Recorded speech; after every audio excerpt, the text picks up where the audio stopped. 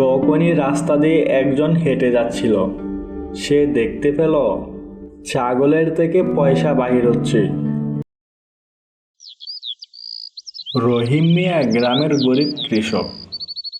সারাদিন চাষবাস করেই তার দিন চলে। তার একটি শখের ছাগল ছিল। জমিতে কাজ করতে গেলেও সাথে করে ছাগলটিকে নিয়ে যেত। একই গ্রামে হরি নামে এক ধনী কৃষক ছিল।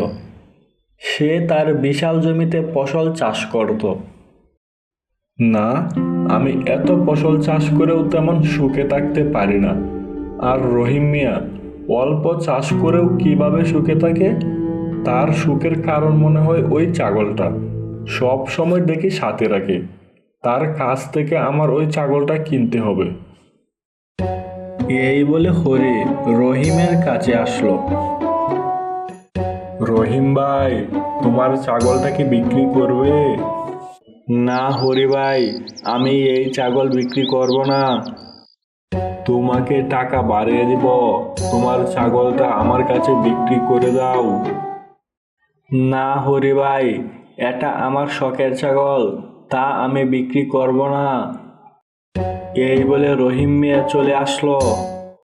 এই ছাগলটাকে যেভাবে হোক বিক্রি করাতে হবে। এই বলে একদিন হরি রহিমের সকল ফসল আগুন লাগিয়ে পুড়িয়ে ফেলে। আমার সব পুড়ে গেছে, এখন আমি কি করব? আমার কাছে তো মাত্র 20 পয়সা আছে। এই বলে রহিম মিয়া চিন্তা করতে লাগলো এখন সে কি করবে। তখনই সে ভাবল তার শখের ছাগলটাকে সে বিক্রি করে দেবে। এই ছাগলটাকে বিক্রি করে দেই, তাহলে কিছু পয়সা পাবো। এই বলে ছাগলকে সে কিছু খড়কুটা খাওয়াতে লাগলো। তখনই পকেট থেকে তার কাছে থাকা পয়সাগুলো পড়ে যায় এবং ছাগলও সেগুলো খেয়ে ফেলে। কিছুক্ষণ পর রহিম মিয়া ছাগল বিক্রির জন্য বাজারে যাচ্ছে।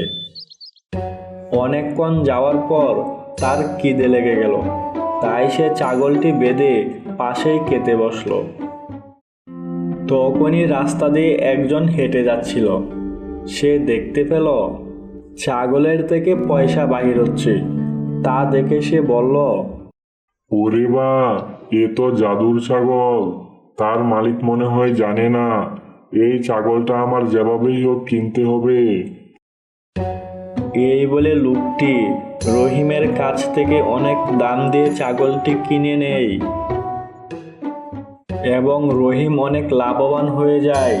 সে এই টাকা দিয়ে ছাগল কেনার পরেও নতুন করে সে চাষবাস শুরু করে দেয়।